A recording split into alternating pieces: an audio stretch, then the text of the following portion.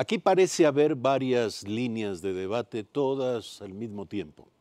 Y hay cierta confusión, entonces, respecto de la temática. Y me refiero al hecho de que el señor Assange no está siendo juzgado en su calidad de hacker o de periodista o de representante de la libertad de expresión, de acuerdo al criterio de quien lo sostenga.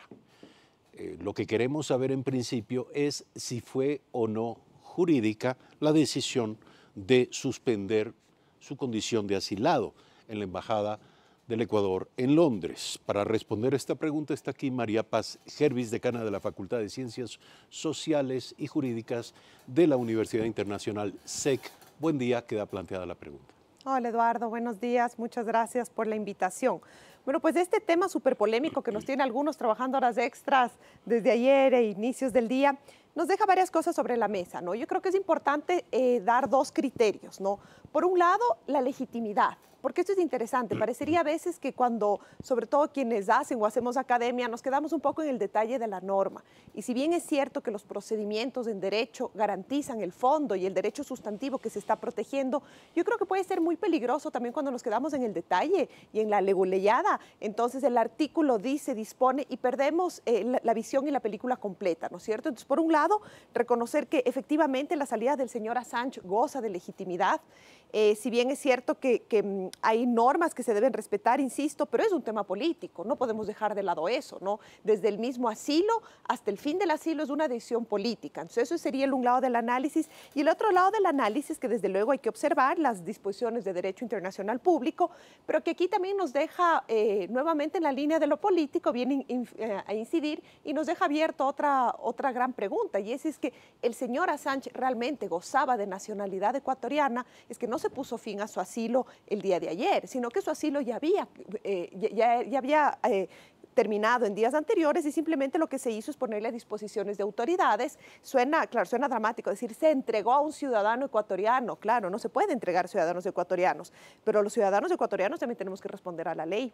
Y los delitos por los cuales, los delitos que todavía están vigentes, porque 3 han expirado ya, es un delito sexual, es una acusación grave, es una acusación de violación, con lo cual la protección del Estado ecuatoriano a un ciudadano, a un nacional, de una manera curiosa, que ha gozado de la nacionalidad ecuatoriana, no ve la línea de que evada la responsabilidad que puede tener ante la acusación de delitos, de un delito sexual. Pero permítame, ¿por qué usted alude a ello si Suecia ya no reclama al señor Assange? Claro, hay 3 casos, es que justamente no hablamos de la extradición, pero hay 3 casos que están prescritos. Hay un caso por violación, que es un delito común que todavía está abierto, justamente en Londres, lo que el señor Assange está, me parece que el día de ayer ya se le dio 12 meses de sentencias por haber violentado. En primera instancia. Exactamente. Pero vamos al tema, ¿por qué no vamos al tema realmente de cuál era la decisión? Yo quería preguntarle, volviendo al inicio, porque la pregunta planteada espera respuesta.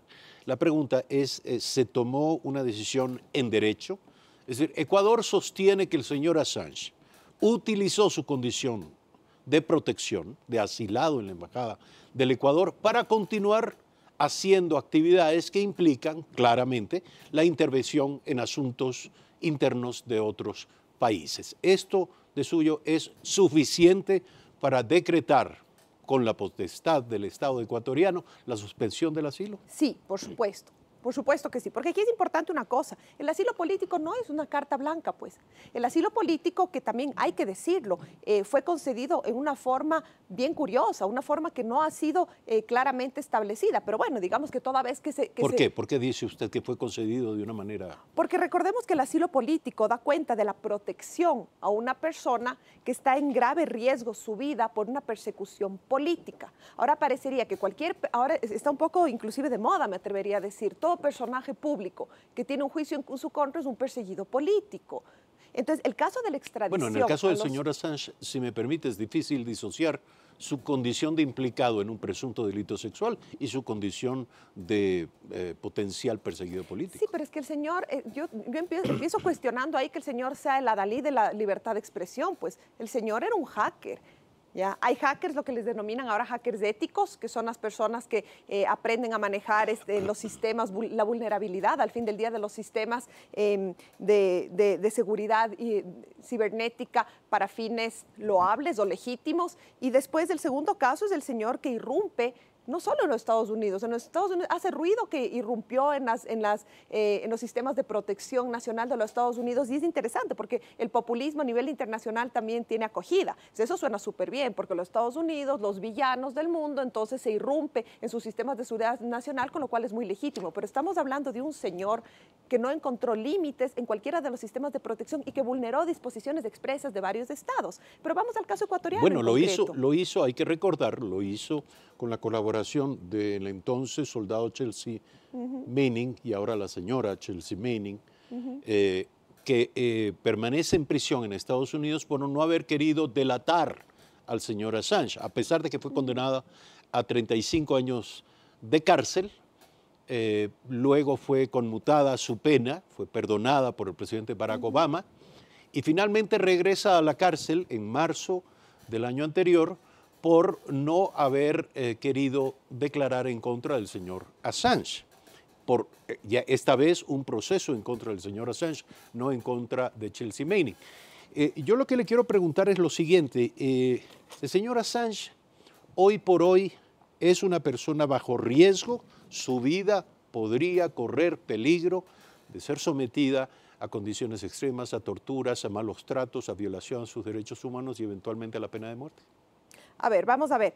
El relator especial de las Naciones Unidas contra la tortura así lo considera. El día 5 de abril, si no me equivoco, él hizo un llamado al Estado ecuatoriano diciendo que no le retiren el estado de asilado. Ojo, en ningún momento se considera que el Estado no tiene potestad de hacerlo, sino considerando que ciertamente su vida correría peligro. Ahora bien, el Estado ecuatoriano, en un ejercicio soberano, puede poner fin a este asilo, porque si vamos por esas, entonces, a ver, la detención de un individuo nunca es una expresión amigable, pues jamás, en ninguno de los casos. Y resulta que el Estado ecuatoriano no tiene la responsabilidad de proteger a cuantas personas sean vulnerables en el mundo, porque si nosotros determinamos cuáles son los grandes intereses nacionales del Estado ecuatoriano, yo creo que por ahí hay 1 millón de personas que serían más susceptibles de protección. Sin embargo, el Estado ecuatoriano lo que sí ha hecho es darle libertad, considerando que Gran Bretaña ha ofrecido hacer respeto y hacer honor a las normas de derechos humanos europeos, del derecho comunitario, que establece que no se va a extraditar a un ciudadano a un país donde pudiera responder con la pena capital. Pero esto no implica que el señor Assange no deba responder en otros tribunales. Sin duda, pero esto sigue planteando interrogantes. Y yo le preguntaba hoy a la embajadora de Gran Bretaña, ¿quién solicita la extradición del señor Assange a los Estados Unidos? Si lo hace el gobierno federal, lo hace en el estado de Washington, en el cual rige la pena de muerte. Si lo hace un juez o una corte, por ejemplo, en el estado de Virginia, donde no está vigente la pena de muerte, ahí la cosa cambia. La pregunta es quién garantiza o garantizaría en Estados Unidos que el señor Assange no sea sometido a una condena de este tipo. Yo creo que eso habría que preguntarle a los Estados Unidos. Habría que preguntarle a los Estados Unidos. El Ecuador no puede responder ante eso. Y seguramente ahí sí es sumamente importante. Pero es clave importante para que se cumpla el compromiso. Sí, pero de todas formas, ahí también es clave y sería determinante el rol que tengan organismos internacionales, así como el relator contra la tortura de las Naciones Unidas bien hizo en expresar una advertencia reconociendo que eso no es vinculante, que eso es lo que conocemos como el soft law, una recomendación que ciertamente es importante, pero también que recomiendan a los Estados Unidos que se mantengan vigilantes. Pero ¿por qué no pensamos también puertas adentro de lo que implica la protección al señor Assange? Es decir, si bien nosotros tenemos que pensar como Estado y al resto del mundo no le importa si esto era el gobierno anterior o el gobierno actual, sin embargo, en esa misma lógica de Estado es importante que el Estado ecuatoriano se consolide a nivel internacional, inclusive gane su respeto a nivel internacional, y todas estas, insisto, leguleyadas que fue el haberle otorgado un inicio el asilo político al señor Assange, después la nacionalidad ecuatoriana entre gallos y medianoche, porque no tenemos claro. Ayer el canciller en su comparecencia ya nos advertía de que seguramente habían documentos fraudulentos, de que todo puede pasar, pero quizás aquí lo que yo sí me permito desde este espacio invitarlas a las autoridades ecuatorianas, y que creo que es fundamental para nosotros desde la sociedad civil, es mayor claridad. La decisión política yo creo que goza de legitimidad, goza de legalidad a nivel internacional. Todavía habrá mucha discusión, siempre habrá que vigilar qué pasa con el señor Assange, etcétera, etcétera, pero en términos jurídicos y políticos, el Estado ecuatoriano finalmente tomó una decisión, puso fin en pleno ejercicio. Ayer el canciller exhibía las 9 razones, como él denominaba, pero creo que el asilo político, si bien es una protección, un estatus jurídico, pero no solo es un derecho, porque es interesantísimo, cuando hablamos de derechos, hablamos de los derechos, por supuesto que es un derecho, pero los derechos conllevan obligaciones, y el señor Assange claramente violentó esas obligaciones, pero también es importante reconocer que puertas adentro, en el Estado ecuatoriano tenemos la necesidad imperante de transparentar información.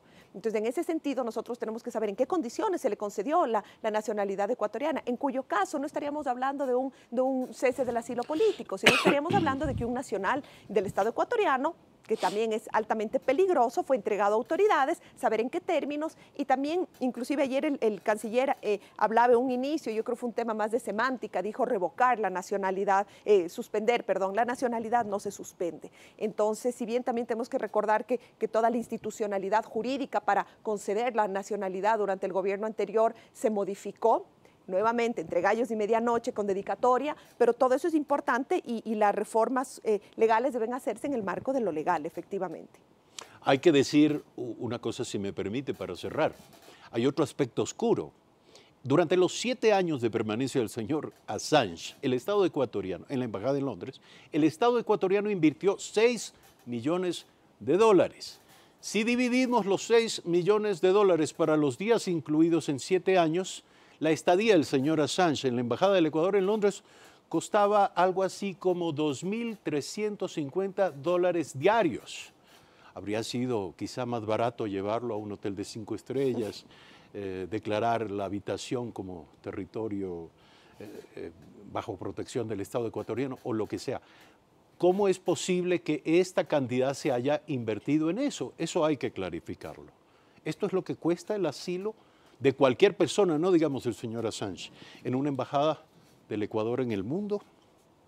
Esperamos, por supuesto, como usted dice, claridad. Gracias, María Paz Gervis, por contribuir a clarificar este tema. Decana de la Facultad de Ciencias Sociales y Jurídicas de la Universidad Internacional SEC, nuestra invitada en esta mañana. Gracias, amigas y amigos, por seguirnos en el curso de esta entrega informativa. Ya no será mañana, el lunes a las 6:55 nos vemos nuevamente aquí en Primera Impresión. Buen fin de semana.